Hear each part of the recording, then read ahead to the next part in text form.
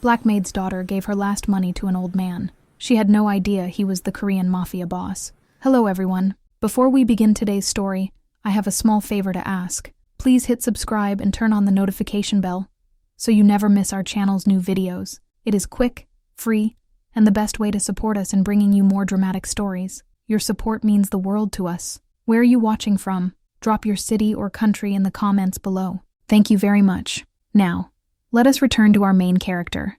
No pay, no ride. The driver's command was brutal, leaving a confused elderly man shivering on the curb.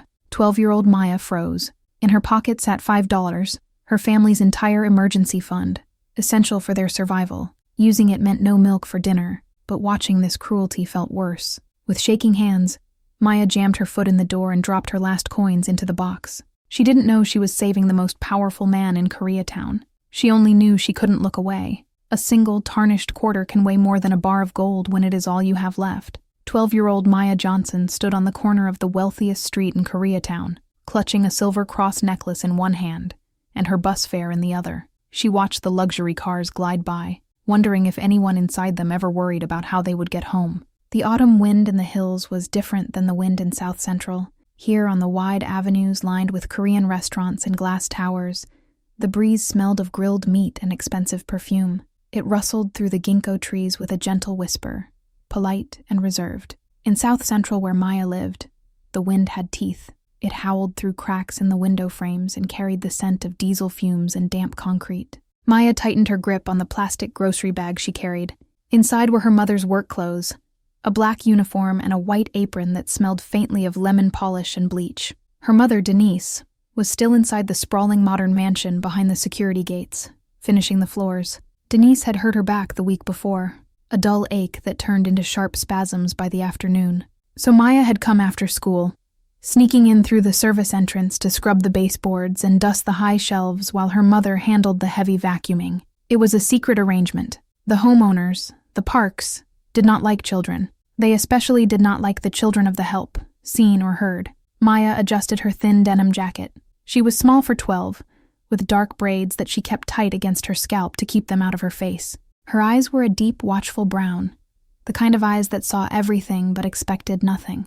Against her chest, hidden beneath her t-shirt, lay the cold metal of her father's cross. He had worn it every day until the accident took him. It was her talisman. She checked the time on the old digital watch her mother had given her. The number 40 bus was due in 5 minutes. If she missed it, she would have to walk 4 miles in the dark. She reached the bus stop, a lonely bench situated under a flickering street lamp at the edge of the affluent district. It was the borderline. On one side, the mansion stood tall and proud. On the other, the road dipped down toward the highway that led to the factories and the row houses. Maya sat on the edge of the bench. She wasn't alone. Sitting on the far end was an older man. He looked out of place, like a piece of fine jade left out in a storm. The man wore a coat that looked like it had once been tailored Italian wool, but it was smudged with dirt on the sleeve. His white hair was combed back, though several strands had escaped and blew across his forehead. He sat with a rigid posture, his hands folded tightly in his lap. On his finger, Maya noticed a thick gold ring with a dragon carved into it. Maya studied him from the corner of her eye. The man didn't look like the usual people who waited for the number 40. The usual crowd consisted of tired nurses, construction workers covered in drywall dust, and people like Maya, invisible people. This man looked like he belonged in one of the penthouses on the hill. Yet here he was, shivering slightly as the temperature dropped. The man turned his head. His eyes were sharp, intelligent, but clouded with a sudden frantic confusion. He patted his pockets. He looked down at the ground. He checked the empty space on the bench beside him. "Is something wrong, sir?" Maya asked. Her voice was quiet. She had learned long ago that being loud only attracted trouble. The man looked at Maya, startled. "My bag," he said. His voice was refined, accented with Korean, but laced with rising panic. "I had a leather bag. I placed it right here." Maya looked around. The sidewalk was empty. "Did you leave it somewhere?" I don't know," the man admitted, his shoulders sagging. "I went for a walk. The gardens were so lovely, and I just kept walking. I wanted to see the sunset over the hills. I must have set it down when I rested on the stone bench 3 blocks back." He let out a breath that was more of a shudder. "My phone, my wallet, my medication. Do you want me to run back and check?" Maya offered, standing up. No, the man said quickly, waving a hand. "I cannot send a child into the dark. Besides, my legs, they are done for the day. I just need to get back. He paused, looking at the street sign. I am not entirely sure where back is from here. Before Maya could answer, the heavy rumble of a diesel engine shook the pavement. The number 40 bus rounded the corner, its brakes screeching like a wounded animal. It was a hulking machine, scarred with rust and streaked with city grime. The doors hissed open. The driver, a man with a thick neck and eyes that looked like he hadn't slept in a decade, glared down at them. His name was distinct on his badge. Gus. Maya knew Gus. Gus didn't wait for anyone. Gus didn't smile. Let's go! Let's go! Gus barked, drumming his fingers on the steering wheel. I'm behind schedule. The older man stood up, swaying slightly. He approached the steps of the bus with hesitation. He looked up at the driver. Sir, he said, his voice trying to maintain dignity. I seem to have misplaced my bag. If you could just take me to the downtown station, I can contact my... Gus cut him off with a harsh laugh. No pay, no ride. That's the rule, old man. Read the sign. The man blinked, his face flushing a deep crimson. I am not asking for a handout. I am in distress. I need to make my stops. Gus snapped. He reached for the lever to close the door. You got $3 or you got feet. Choose. The cruelty of it made Maya's stomach turn. She saw the older man shrink. It wasn't just embarrassment. It was the shock of being spoken to like he was garbage. It was a look Maya saw on her mother's face almost every day when the homeowners criticized a spot on a glass table. The man stepped back onto the curb, his head bowing. I see, he whispered. I apologize for the delay. Gus snorted and started to pull the lever. Wait. Maya's voice was louder this time. She stepped forward, jamming her foot in the door before it could close. Hey, get your foot out of there, kid, Gus yelled. Maya didn't move. She reached into the pocket of her jeans. Her fingers brushed the paper bill and the coins. It was her allowance for the week, plus the emergency money her mom made her keep, $5. It was supposed to buy milk, and maybe a treat for dinner tonight. She pulled the crumpled bills and coins out. She walked up the steps and dropped the money into the plastic fare box. It clattered loudly. That's for both of us, Maya said, her chin lifted. She looked Gus in the eye. It was terrifying, but she channeled the stories she heard about her father. He stood his ground. She would too. Gus looked at the money, then at Maya, then at the older man. He grunted, annoyed that he couldn't argue with cash. Whatever. Sit down. Don't cause trouble. Maya turned back to the man on the curb. She extended a small, calloused hand. Come on, sir. It's okay. I paid. The man looked at Maya's hand as if it were a lifeline thrown into a raging sea. His eyes, which had been dry, suddenly glistened. He took Maya's hand. His skin was weathered, strong despite his age, and cold. Thank you, he whispered. Maya helped him up the steep steps. The bus lurched forward before they were even settled, throwing them off balance. Maya guided the man to a seat near the middle, away from the back where the rowdier teenagers usually sat, but far enough from the front to avoid Gus's glare. They sat down on the cracked vinyl seats. The bus smelled of old rain and tired people. The man smoothed his coat, trying to regain his composure, but his hands were trembling.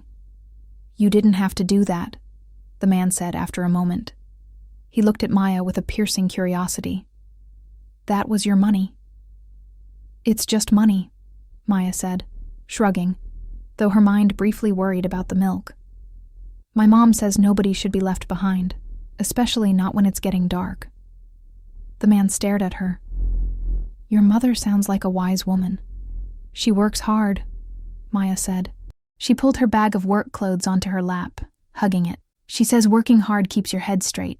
The bus hit a pothole, rattling the windows in their frames. The man winced, grabbing the metal rail in front of him. This world, the noise, the smell, the roughness, was clearly alien to him. I am Joon-ho, the man said, extending his hand again, this time formally. Park Joon-ho. Maya shook it. I'm Maya. Maya Johnson. Johnson, Joon-ho repeated, testing the name. A solid name. And tell me, Maya Johnson, why is a 12-year-old girl taking the bus alone at this hour? Where are your parents? My dad died a long time ago, Maya answered matter-of-factly, and my mom is still working. She cleans the park house up on the hill. I help her sometimes, but I have to get back to start dinner and do homework. Joon-ho's eyebrows rose. His expression shifted, something flickering behind his eyes. You help her clean? At the park residence? Shh. Maya put a finger to her lips, glancing around.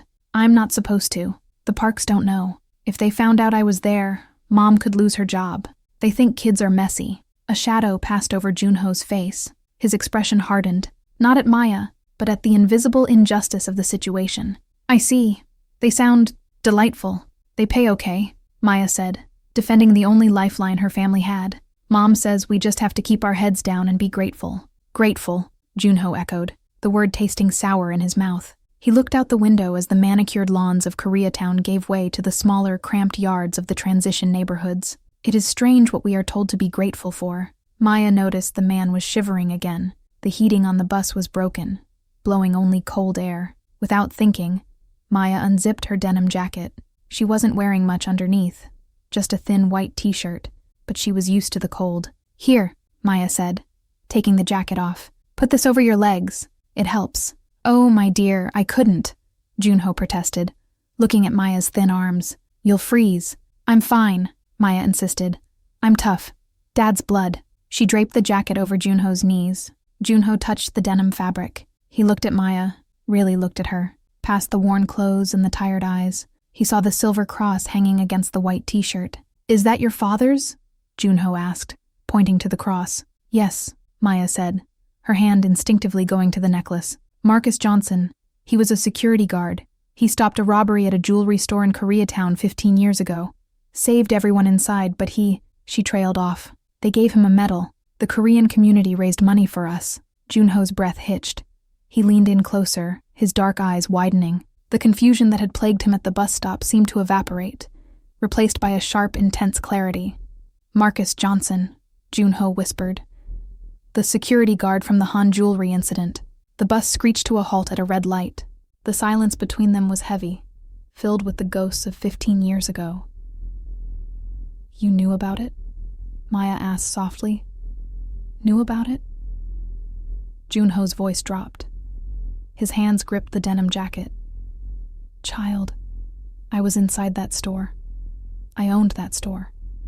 Your father... He stopped, his voice breaking. Your father pushed me behind the counter when the shooting started. He took the bullet that was meant for me. Maya stared at him, her mouth falling open. The community raised money, Joon-ho continued, his eyes glistening. But I was in the hospital for months. By the time I recovered, your family had moved.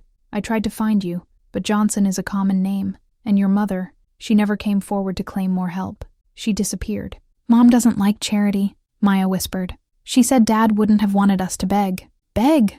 Joon-ho's voice cracked with emotion. Your father saved my life. Everything I built after that day. Everything my family has become. It exists because Marcus Johnson turned back when everyone else ran. He looked at Maya with a new expression, a mixture of awe and heartbreak. And here you are, his daughter, paying my fare.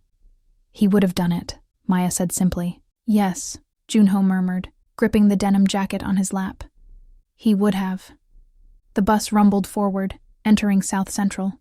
The streetlights here were dimmer.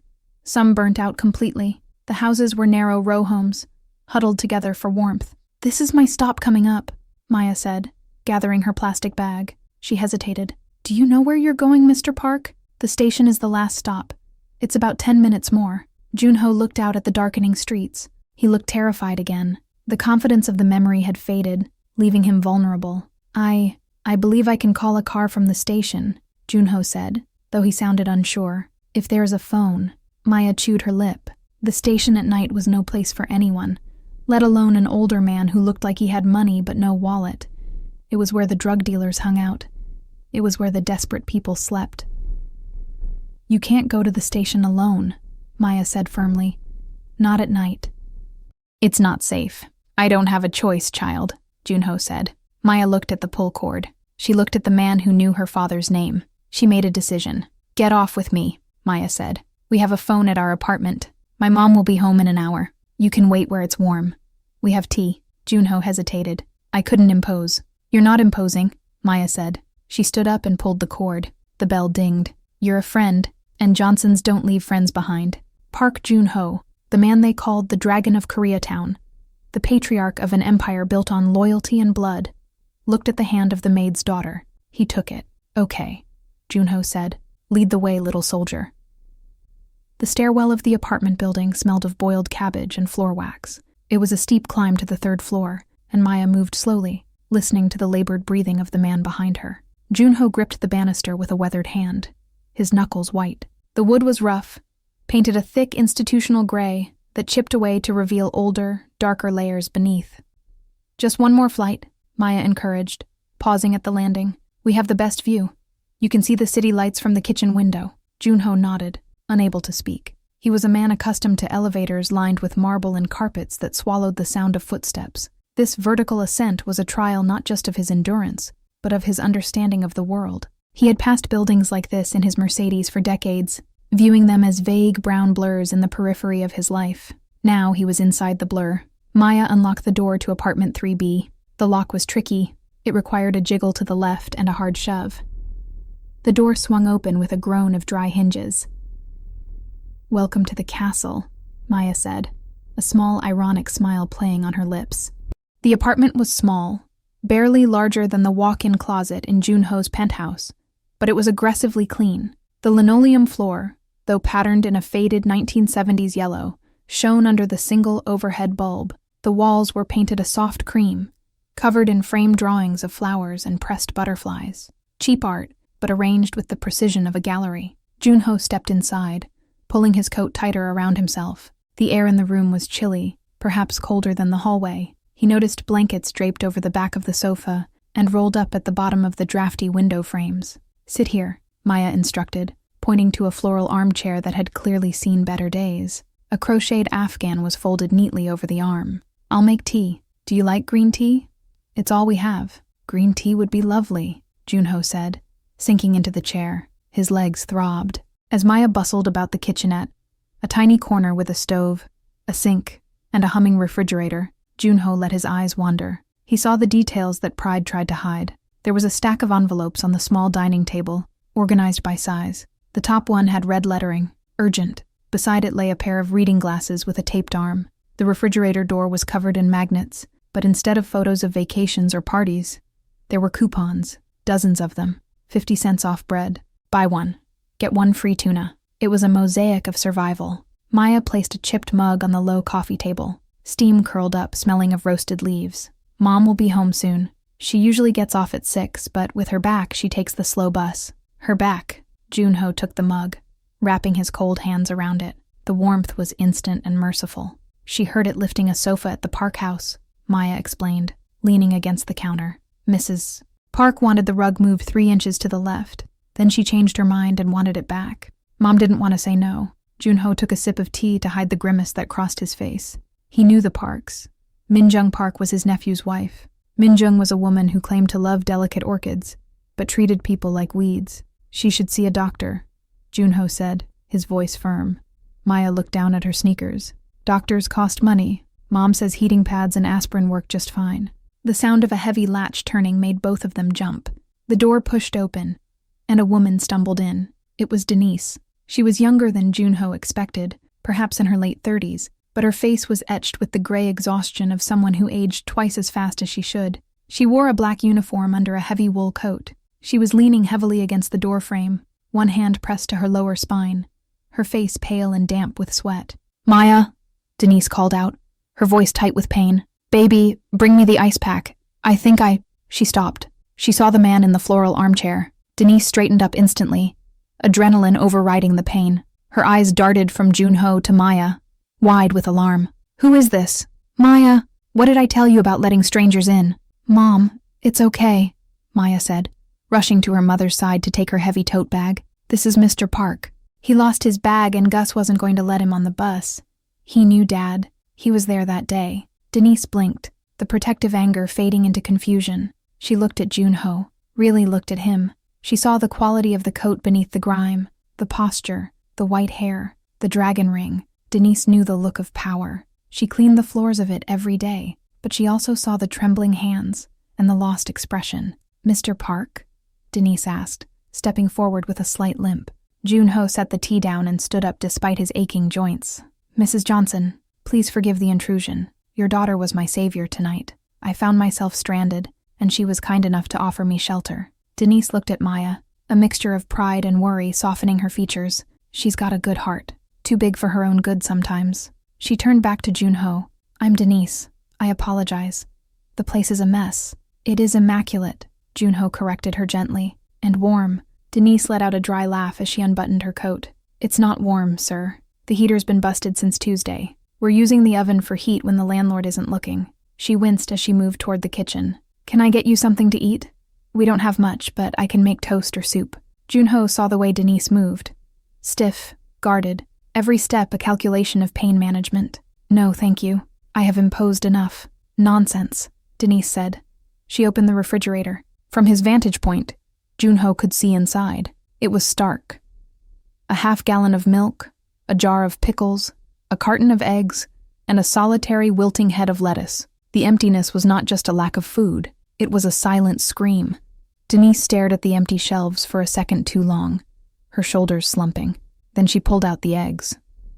Scrambled eggs, she announced with forced cheerfulness. Breakfast for dinner, Maya's favorite. I love eggs, Maya lied smoothly, setting the table. They sat together in the small kitchen. Park Joon-ho, the patriarch of the most powerful organization in Koreatown, ate scrambled eggs on a cracked plate with a maid and her daughter. The conversation was halting at first, but Denise's natural warmth broke through. So you were there that day? Denise asked, watching Maya eat. At the jewelry store? I owned the store, Joon-ho said quietly. Your husband saved my life. He pushed me down when the gunman turned his weapon on me. Denise smiled, but it didn't reach her eyes. She looked tired. Well, the hero business doesn't pay much in residuals, does it? Marcus left us the medal, but it doesn't pay the rent. She glanced nervously at the stack of bills on the table, quickly shuffling the red-lettered envelope to the bottom of the pile. You work for the Parks on the hill? Joon-ho asked, probing gently. Yes, for Mrs. Park, Denise said, taking a sip of water. Big house, lots of glass, hard to keep clean. I know the house, Joon-ho said, and Mrs. Park. Denise hesitated. It was the pause of an employee who knows she can be fired for the wrong word, even in her own kitchen. She's exacting. She likes things a certain way. She's mean, Maya interjected, looking up from her plate. She yelled at Mom last week for coughing. Maya, Denise scolded gently. She's not mean. She's just particular. And today, Denise's voice trailed off. She rubbed her face with her hands. Today she sent me home early, said I was moving too slow with my back, docked me for the afternoon. The silence that followed was heavy. Joon-ho felt a cold knot of fury tighten in his stomach. Docked pay for an injury sustained in service. It was barbaric. But to Denise, it wasn't barbarism. It was just Tuesday. I am sorry, Joon-ho said. It felt inadequate. It is what it is, Denise said. I'll pick up an extra shift at the diner on the weekend if my back holds. We'll make it work. We always do. She reached out and squeezed Maya's hand. We're Johnsons. We're tough. Suddenly, 3 loud booming knocks rattled the front door. The sound was authoritative, demanding. It wasn't a visitor. It was a summons. The color drained from Denise's face. She froze, her hand gripping Maya so hard the girl flinched. Don't answer it, Maya whispered. I have to, Denise whispered back. If I don't, he uses the key. Denise pushed herself up from the table, groaning as her back protested. She walked to the door and opened it a crack. A large man stood there. He filled the doorframe, wearing a grease-stained jacket and a baseball cap pulled low. He didn't look at Denise's face. He looked at the apartment behind her. Mr. Kowalski, Denise said, her voice trembling slightly. I thought you were coming on Friday. Friday was yesterday, Denise, Mr. Kowalski said. His voice was gravelly and loud enough for Joon-ho to hear every word clearly. You're 5 days late again. I know, Denise pleaded, holding the door so he couldn't see inside. I got docked today, but I have a shift on Saturday. I'll have the full amount by Monday morning. I promise. Monday isn't good enough, Kowalski spat. He pushed the door, forcing Denise to stumble back. He stepped into the entry. I got people lining up for this unit. People with cash. You think I'm running a charity here? Please, Denise said, her voice cracking. I have a little girl. We have nowhere else to go. That's not my problem, Kowalski said coldly. He pulled a folded paper from his back pocket and slapped it against the wall. This is your 3-day notice. You pay up by Thursday at noon, or the sheriff puts your stuff on the curb. All of it. Denise stared at the paper, tears welling in her eyes. Thursday? That's impossible. Mr. Kowalski, please. Thursday, he repeated. He turned to leave, but his eyes caught sight of Joon-ho sitting at the table. He paused, sneering. You got money for guests? You got money for extra mouths to feed, but you ain't got my rent? He's just a friend, Denise defended weakly. Tell your friend to chip in, or you're both out, Kowalski growled. He slammed the door shut, the sound echoing like a gunshot in the small room. For a long moment, no one moved. The vibration of the slam seemed to hang in the air. Denise stood by the door, her hand covering her mouth, her body shaking with silent sobs. She looked smaller than she had a moment ago, defeated, broken by the weight of a few $100s. Maya ran to her mother, wrapping her arms around Denise's waist, burying her face in the black uniform. Joon-ho sat frozen in the floral chair. He looked at the mother and daughter clinging to each other in the dim light of the kitchen. He looked at the 3-day notice stuck to the wall. He touched the pocket of his coat where his phone usually sat. It was gone. He had no phone. He had no wallet. He was effectively powerless in this moment. But as he watched Denise wipe her eyes and tried to put on a brave face for her daughter, something shifted in Park Joon-ho. The confusion and frailty of the afternoon burned away. In its place was the cold steel that had built an empire from blood and loyalty. He wasn't just an old man who lost his bag anymore. He was the dragon, and he had seen enough. Morning arrived with the color of old slate. The light filtered through the thin curtains of the apartment, casting long gray shadows across the floor. Joon-ho woke up on the sofa. His neck was stiff, and his hips ached from the sagging cushions. But he had slept surprisingly deeply. For the first time in years, there was no hum of a climate control system, no distant beep of security keypads. There was just the sound of a city waking up, a distant siren, a dog barking, the clatter of pipes in the walls. He sat up, adjusting his wrinkled coat. In the kitchen, Denise was already awake. The younger woman stood by the counter, gripping the edge with white knuckles. She was trying to pour water from a kettle, but her back seized with every small movement. She bit her lip to keep from crying out. Maya was there too, dressed in her school clothes. She was carefully buttering a single piece of toast, cutting it into 2 precise triangles. "Here, Mom," Maya whispered, sliding the plate toward Denise. "Eat something before the bus." "I can't," Denise murmured, her face pale and clammy. "My stomach is in knots.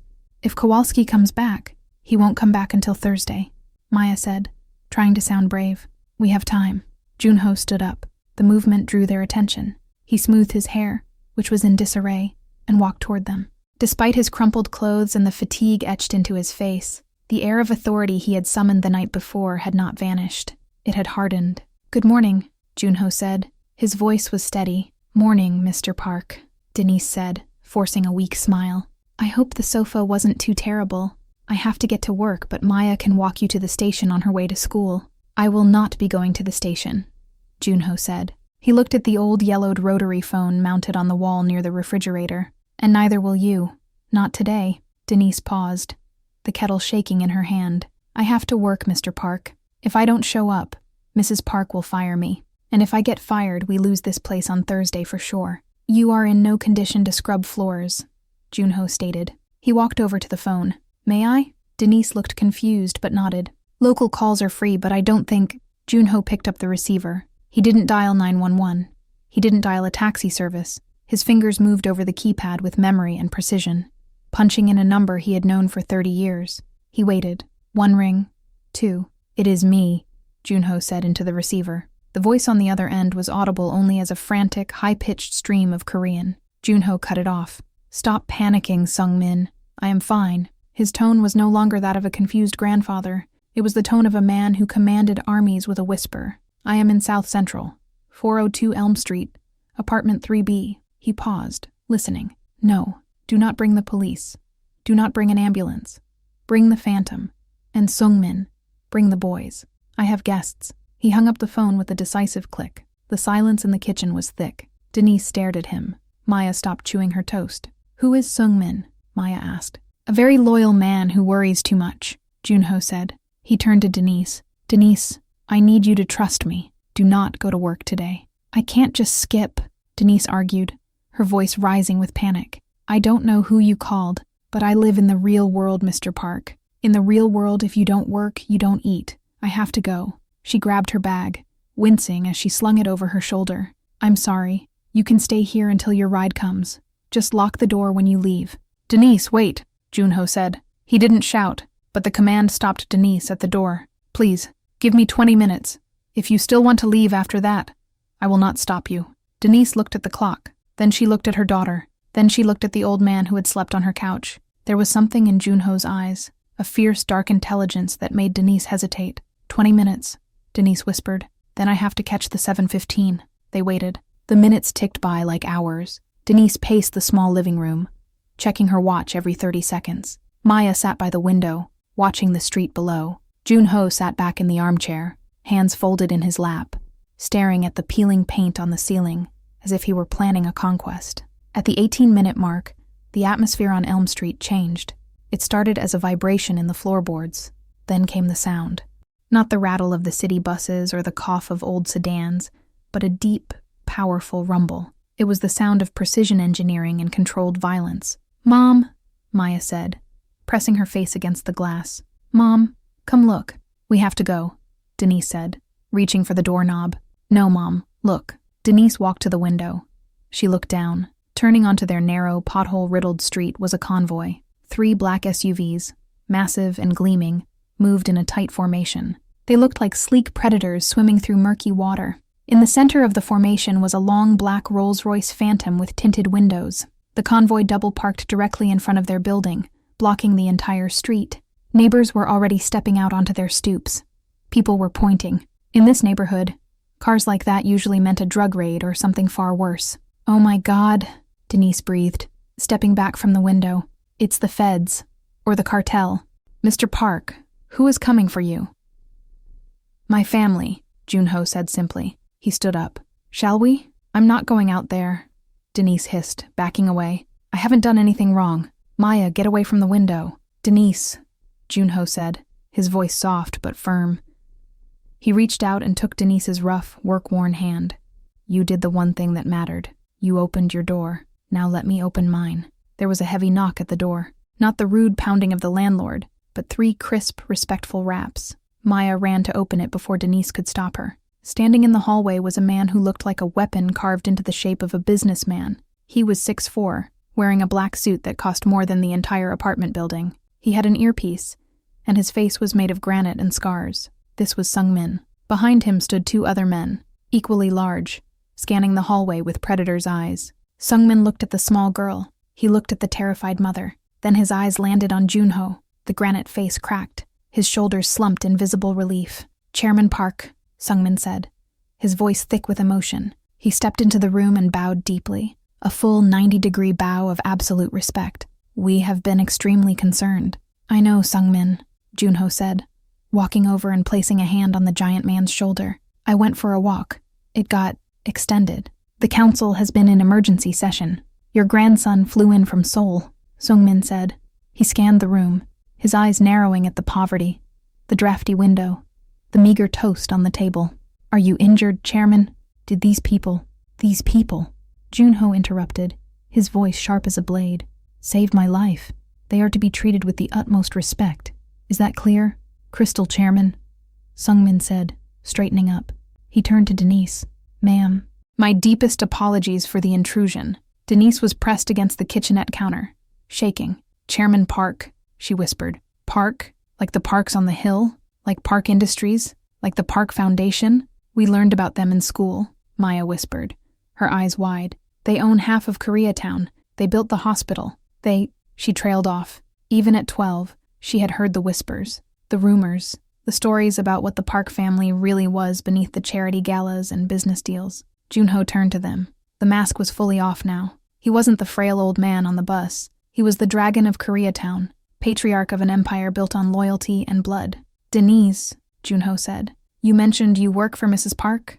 Min-jung Park?" "Yes," Denise squeaked. "And you are worried about her firing you?" "Yes. Mrs. Park does not have the authority to fire you," Joon-ho said calmly, "because Mrs. Park's husband is my nephew. The house they live in belongs to me, and quite frankly, I have never liked Min-jung." He gestured toward the open door. "Get your things, Denise. Bring Maya. Bring the cross." "Where are we going?" Denise asked, her mind unable to process the shift in reality. "We are going to get breakfast," Joon-ho said. "Real breakfast. And then we are going to fix this." Denise looked at her shabby apartment. She looked at the eviction notice still taped to the wall. She looked at Sung-min, waiting patiently, holding the door. She grabbed Maya's hand. She grabbed her purse. She followed Joon-ho out into the hallway. They walked down the stairs. A strange procession. The crime lord, the maid, the girl, and the bodyguards. When they stepped out onto the sidewalk, the silence of the street was absolute. The entire block was watching. Mr. Kowalski, the landlord, was standing by the front gate. He was wearing his grease-stained cap, his mouth hanging open. He stared at the SUVs. He stared at the men in suits. Then he saw Denise. He stepped forward instinctively. "Hey, Denise, what is this? You skipping out on the rent?" Sung-min moved. He didn't run. He just shifted his weight, placing his massive frame between Kowalski and the women. He looked down at the landlord with the expression one might use for a cockroach on a dinner plate. "Is there a problem, sir?" Sung-min asked. His voice was low, terrifyingly polite. Kowalski stammered. He looked at the Rolls-Royce. He saw Park Joon-ho stepping into the back seat, aided by a driver in white gloves.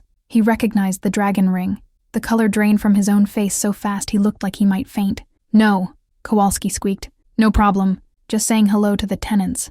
Joon-ho lowered the tinted window of the Phantom. He looked at Kowalski. He didn't scowl. He didn't yell. He just looked at him with a cold, detached assessment that had made grown men disappear. "We will be in touch regarding the lease," Joon-ho said. He turned to Denise and Maya, who were standing by the open door of the car, looking afraid to touch the leather seats. "Get in. It's warm inside." Denise climbed in. Maya followed, sliding across the plush seat, her eyes wide as she took in the minibar, the screens, the soft ambient lighting. The door closed with a heavy, reassuring thud, sealing them off from the smell of diesel and the cold wind. "Sung-min," Joon-ho said into the intercom. "Take us home." As the convoy pulled away, gliding over the potholes as if they weren't there, Denise looked at the man sitting across from her. "I don't understand," Denise said softly. "Why? I just gave you tea. You gave me your dignity," Joon-ho said. "You gave me your daughter's coat, and you gave me the truth." He leaned forward, his eyes locking onto Denise's. "Now we have some business to discuss regarding your employment. I believe you are vastly overqualified for the position of maid." The limousine slowed as it approached a set of iron gates topped with golden dragons. To Maya, they looked like the entrance to a forbidden kingdom, the kind where ancient warriors guarded unimaginable treasures. The gates swung open silently, admitting the convoy onto a driveway paved with black granite. They drove past acres of perfectly manicured gardens, fountains shaped like lotus flowers, and stone lions that watched them pass with fierce eyes.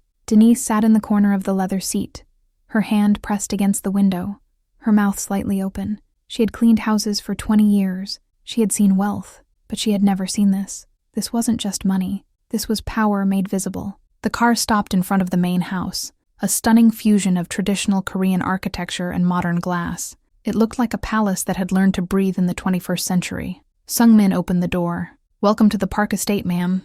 Joon-ho stepped out, looking energized by the familiar air of his home. He beckoned to Denise and Maya. "Come, the chef has been warned." Inside, the house was warm and smelled of sandalwood and fresh flowers. It was quiet, but not the empty silence of the park house on the hill. This silence felt powerful, like a coiled spring before it releases. "First things first," Joon-ho announced, handing his coat to a passing staff member. "Health." A woman in a crisp white coat was waiting in the grand foyer. She carried a leather medical bag. "Dr. Kim," Joon-ho said, "thank you for coming on such short notice." "For you, Chairman, always," the doctor replied. She turned her kind eyes to Denise. "And this is the patient?" "I'm fine," Denise lied automatically, straightening her posture and wincing as a result. "Just a little stiff." "She is not fine," Joon-ho corrected. "She has been lifting furniture that weighs more than she does. Take her to the sunroom. Examine her properly." While Denise was ushered away, protesting weakly, Joon-ho turned to Maya. "Come with me, child," Joon-ho said. He led Maya into a massive kitchen. It was bustling with activity. Steel counters gleamed, and the air smelled of sizzling meat, sweet syrup, and roasting coffee. A chef in a tall white hat stopped preparing banchan and bowed. "Breakfast, Chairman?" "Everything, Chef Kang," Joon-ho said. "Pancakes, eggs, bulgogi, fresh fruit, and hot chocolate. The real kind." Maya sat at a marble island that was bigger than her entire apartment. She watched as plates of food appeared as if by magic. For the first time in her life, she didn't have to calculate the cost of every bite. She ate until she was full, and then she ate a little more. 30 minutes later, Denise returned. She moved differently. She was walking slower, but the tension in her face was gone, replaced by a drowsy relief. "She gave me a shot," Denise said, sitting gingerly next to Maya, "and a brace. She said I have 3 herniated discs. She said if I keep scrubbing floors, I won't be walking in 5 years. Denise looked at Joon-ho, tears brimming in her eyes. "She wrote me a note for 6 weeks of bed rest. But I can't take 6 weeks, Mr. Park. I have to work. The rent." "Eat your eggs, Denise," Joon-ho said gently. We need to talk about your employment. Denise froze. You mentioned that in the car. Look, she continued, her voice shaking. I can't be a maid here. I can't lift anything right now. I have 40 staff, Joon-ho said, waving a hand dismissively. I don't need another maid. I need someone who understands how a house works. I need someone who knows that if you move a rug 3 inches, it changes the room. I need someone who notices when the polish is wrong or when the staff is cutting corners. Joon-ho leaned forward, his expression serious. My current estate manager is retiring next month. It is a management position. You carry a tablet, not a vacuum. You manage schedules. You hire and fire. You ensure the standards are met. And you sit down when you need to. Denise stared at him. I don't have a degree. You have 20 years of experience in the trenches, Joon-ho countered. You know more about running a household than any college graduate. The starting salary is $120,000 a year, plus benefits, plus housing on the estate grounds and the guest house until you are ready to buy your own place. The spoon dropped from Denise's hand. It clattered loudly on the marble. 120, Denise choked out. It was quadruple what she made working 3 jobs. It was a life preserver thrown to a drowning woman. Is that acceptable? Joon-ho asked. Yes, Denise whispered. Yes. Oh my God. Yes. Good, Joon-ho said. He took a sip of tea. Now, regarding your previous residence. Denise's smile faltered. Kowalski, the lease. I still have to get our things. He's going to make it hard. Mr. Kowalski is no longer a concern, Joon-ho said. He opened a leather folder that Sung-min had placed next to him. He slid a paper across the marble. It was a deed of sale. I had my legal team contact the owner of your building while we were in transit, Joon-ho explained calmly. We made him an offer he found compelling. As of 20 minutes ago, the Park Group owns the building on Elm Street. Maya's eyes went wide. You bought our apartment? I bought the building, Joon-ho corrected. It is in disrepair. It is a blight on the neighborhood. We are going to renovate it, fix the heat, fix the plumbing, clean the hallways. He looked at Denise. And we are terminating the current property manager. Mr. Kowalski will be vacating the premises by noon. I believe the authorities will be assisting him, as we discovered some irregularities in his bookkeeping. Denise let out a laugh that sounded half like a sob. The monster under the bed hadn't just been scared away. He had been erased. We will need a new manager for the building, Joon-ho continued. Someone to oversee the renovations and ensure the tenants are treated with dignity. I thought perhaps you could oversee that project as well. From your desk, of course. Denise covered her face with her hands, her shoulders shaking. Maya hopped off her stool and wrapped her arms around her mother. They held each other, the weight of 1,000 sleepless nights lifting off their backs. Thank you, Denise sobbed. Thank you. Do not thank me yet, Joon-ho said softly. I have a payment to collect. Denise looked up, wiping her eyes. Anything. The cross, Joon-ho said. May I see it? Maya reached under her shirt and pulled out the silver chain. The metal was warm from her skin. She handed it to Joon-ho. Joon-ho took the cross with trembling hands. He ran his thumb over the worn silver. Sung-min, Joon-ho said quietly. The bodyguard stepped forward and placed a small framed photograph on the counter. It was old, the edges worn. It showed 2 men standing in front of a jewelry store. One was clearly younger Joon-ho, sharp and dangerous in a silk suit. The other was a black man in a security uniform, tall and strong, with kind eyes and a warm smile. They were shaking hands. That is your father, Joon-ho said, his voice thick. This was taken 1 week before that day. He had just started working for me. He told me he had a daughter at home. He said she was the reason he got up every morning. Joon-ho looked up at Maya. A single tear tracked down the old man's weathered cheek. Your father turned back into the gunfire, Joon-ho whispered. He pushed me down. He took the bullets. The last thing he said to me was, "Tell my baby girl I love her." Maya felt her own tears falling now. I tried to find you, Joon-ho continued. For 15 years I tried, but your mother moved. She changed her number. She didn't want charity. He handed the cross back to Maya, pressing the girl's small hands around it. You paid my fare, Maya Johnson, but your family paid for my life. We are even. 6 months later, the winter wind howled through Koreatown, but inside the guest house of the Park estate, the fire was roaring. The cottage was cozy, filled with new furniture and the smell of kimchi jjigae simmering on the stove. Denise sat in a leather armchair, her feet propped up on an ottoman. She was reviewing a spreadsheet on a tablet. She looked different. Her skin was bright, the dark circles were gone, and she wore a soft cashmere sweater instead of a uniform. The front door burst open, and Maya ran in, cheeks flushed from the cold. She was wearing a thick winter coat and a private school uniform, a plaid skirt and a blazer with a golden dragon crest. "Mom!" Maya yelled, kicking off her boots. "I got an A on the history project, and Sungmin taught me how to say hello in Korean." "Slow down, speed racer," Denise laughed, putting the tablet down. "Wash up. Dinner is in 10. Maya ran to the sink. As she washed her hands, she looked out the window.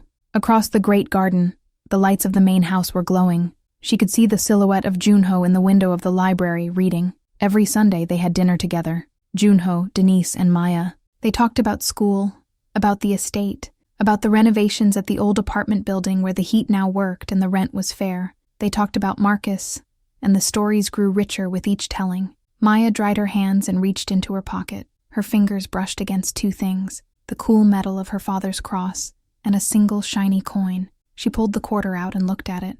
It was just a piece of metal. It couldn't buy much. A gumball. A few minutes on a parking meter. But once, on a cold afternoon, when the world felt huge and cruel, $3 and a little bit of courage had bought a miracle. Maya smiled, flipped the quarter in the air, caught it, and put it back in her pocket. "Coming, Mom," she called out. She sat down at the table, safe, warm, and home. And so we leave Maya safe and warm, flipping a quarter that represents so much more than 25 cents. It's a reminder that a single moment of courage on a cold bus can buy a miracle. I hope this story allowed you to step out of the cold wind and into the warmth, just like Denise finally did. I'd love to know where you were while listening. Maybe you were winding down after a hard shift, or sitting with a hot cup of tea like Joon-ho and Maya. Let me know in the comments. I read them all. If you want to ensure we cross paths again for more stories about hidden heroes, hitting like and subscribing makes a huge difference. Thanks for spending this time with me.